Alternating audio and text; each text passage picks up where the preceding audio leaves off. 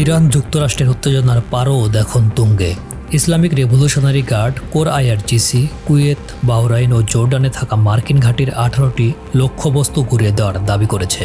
বৃহস্পতিবার ভোরে 12টি ব্যালিস্টিক ক্ষেপণাস্ত্র দিয়ে মার্কিন F-35, F-15 ও F-16 যুদ্ধবিমানের ঘাঁটি সহ গুরুত্বপূর্ণ স্থাপনায় চালানো হয়েছে বিধ্বংসী এই আঘাত। তেহরানের এই নজিরবিহীন পাল্টা হামলায় মার্কিন বাহিনীর বিপুল ক্ষয়ক্ষতি হয়েছে বলে দাবি করা হয়েছে, যা মধ্যপ্রাচ্যের ভূ রাজনীতিতে প্রচণ্ড বিস্ফোরণ ঘটিয়েছে। ওয়াশিংটন ও তেহরানের এই অস্থিরতা চূড়ান্ত রূপ নেয় যখন সেন্ট্রাল কমান্ড ইরানের অভ্যন্তরে আক্রমণের ঘোষণা দেয়। এই পদক্ষেপকে যুক্তরাষ্ট্র আত্মরক্ষামূলক বললেও পরিস্থিতির মোড় ঘুরে যায় ইরানের পাল্টা হামলায়। এর আগে ডোনাল্ড ট্রাম্প ইরানকে কঠোর হুঁশিয়ারি দিয়ে বলেছিলেন, ওয়াশিংটনের সঙ্গে চুক্তিতে না আসা তেহরানের জন্য বড় ভুল এবং এর চরম মূল্য তাদের দিতে হবে। এমনকি তিনি ইরানের তেল অবকাঠামো দখলের মতো চরম হুমকিও দিয়েছিলেন।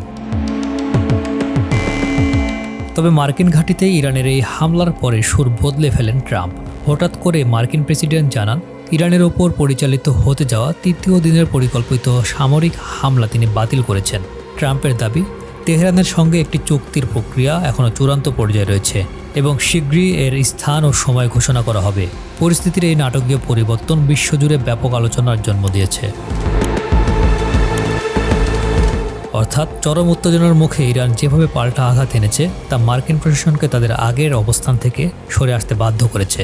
এই ঘটনা আন্তর্জাতিক রাজনীতিতে এক নতুন সমীকরণের ইঙ্গিত দিচ্ছে। এখন সবার দৃষ্টি তেহরান ও ওয়াশিংটনের পরবর্তী পদক্ষেপের দিকে। এই সংকটময় পরিস্থিতিতে শান্তি বজায় থাকবে নাকি সংঘাত আরও বাড়বে, তা এখন সময়ের অপেক্ষা।